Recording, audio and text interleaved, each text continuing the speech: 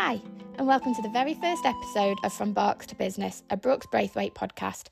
I'm Molly, the European Marketing Manager here at the Petcover Group, and I'm talking to Lee, our Global Head of Marketing. So let's dive right in with an industry that continues to explode.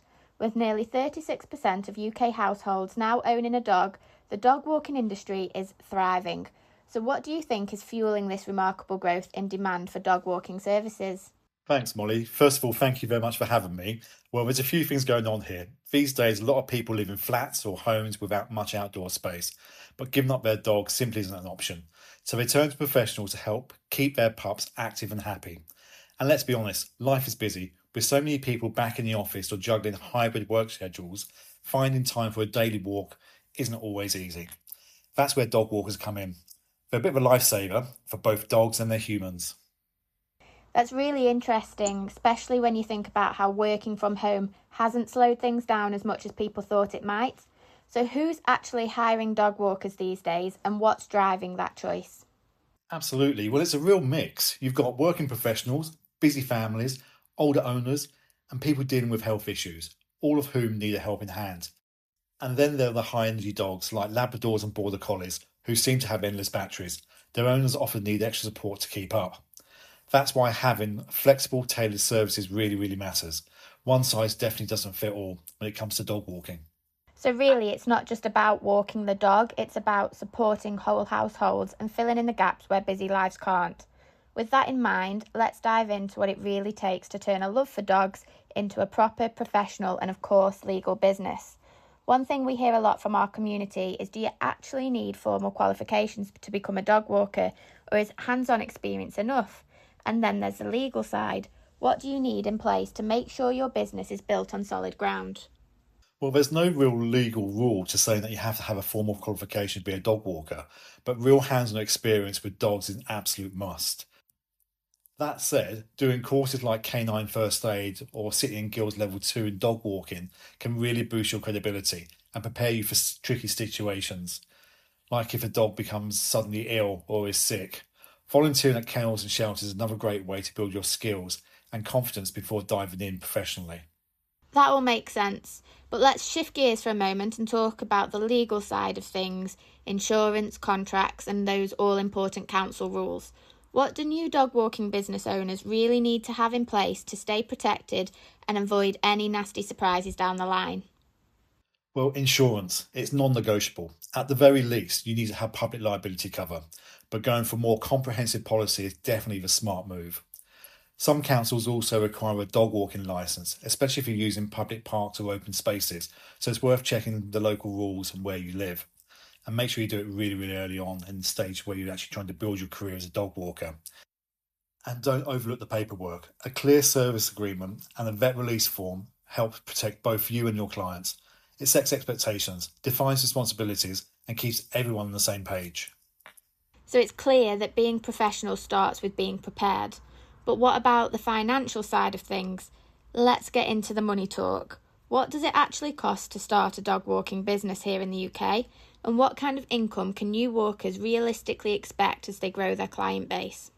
The good news, start-off costs are refreshingly low, usually somewhere between £300 to £400. That covers the basics like sturdy leads, harnesses, a pet first aid kit, insurance, some marketing materials, and possibly a DBS check if you want to go the extra level or trust. Ongoing costs like renewing your insurance or replacing worn-out gear are pretty modest too, especially compared to most other small businesses. So it's a great option if you're looking for a low-barrier way to get started. That's going to be really encouraging to people who just want to start out. But what about the income side of things? Is it just pocket money, or is there real potential to grow, especially if you offer extra services on top of dog walking? Absolutely. Most dog walkers charge between £10 and £20 per walk, depending on the area. And in places like London, it's not uncommon to earn between £26,000 to £30,000 a year once you've built up a steady client database. But here's where it gets interesting. Offering extra services like pet sitting, puppy visits, or even set up a pet taxi can really boost your income, and it keeps your clients coming back. Some walkers even branch out into training and grooming as their businesses grow, turning a side hustle into a full-time career.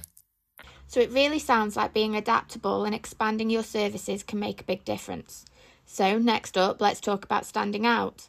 With more people entering the dog walking world, how can new walkers find their unique edge and build strong, lasting connections with both their clients and the local pet community?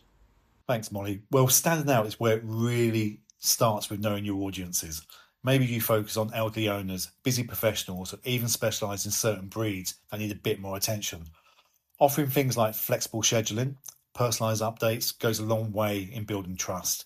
And if you really want to create a buzz, try hosting local meetups and play dates. It turns your service into a little community hub and often leads to those golden word of mouth referrals. That's a really great point. But for those just starting out, marketing can feel a bit overwhelming. So what are some smart, simple strategies to attract clients and make that first onboarding experience smooth and professional? Well, to start off with, a solid start begins with a professional looking website and an active social media presence. That's how most people will find and judge you these days. To keep things smooth behind the scenes, use digital contracts, online booking apps, and these will save you time and show clients that you're organised from day one. Make sure you have the essentials ready: booking forms, service agreements, and vet release forms. All these small details actually add an extra layer of professionalism. And don't underestimate the power of local networking. Chat to nearby vets, pop into pet shops, and show your face at local community events. It's a great way to build trust and to get your name out there. Excellent advice, but of course, every job has its challenges. So before we wrap up, let's shine a light on some of the common pitfalls like inconsistent income, liability risks, and the physical side of the job. What are some of the hidden hurdles dog walkers should be aware of, and what proactive steps can newcomers take to protect both their well-being and their reputation? Definitely. Some of the biggest challenges include managing difficult clients, coping with irregular schedules, and the physical demands. Dog walking might seem easy, but it can be tough, especially in bad weather or when handling strong or reactive dogs. Liability is another big one. Just one unexpected incident can lead to financial or legal heartaches. That's why having personal accident insurance and clear, well-written client contracts is so important. They not only protect you both, but your business, and give everyone peace of mind. That's a really sobering reminder of what's at stake. So let's finish on a more practical note.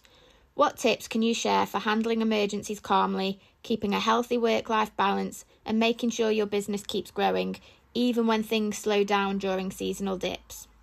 That's another really great question, Molly. First off, always carry a first aid kit for pets and keep your clients' emergency contact details easy accessible. Being prepared can make all the difference in a tough situation. To manage your time and avoid burnout, use scheduling tools to help with bookings and send automatic reminders. It takes a real big weight off your shoulders.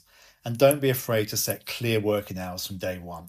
Boundaries are key in keeping work-life balance. As for staying consistent all year round, think about expanding your services, like offering holiday cover or puppy pop-ins, or even bringing someone else into your team. It helps smooth out peaks and dips and keeps your business growing steadily. Brilliant insight and advice, Lee, and thank you for taking the time to talk to us. For those listening, we hope this episode has been helpful, especially for those considering starting a dog walking business or have just started their journey to building their professional career. Don't forget to check out Brooks Braithwaite for your insurance needs. We've got your back every step of the way. We'll be back next month and we'll be talking about pet sitting and everything you need to know about caring for other people's pets. Until then, see you soon.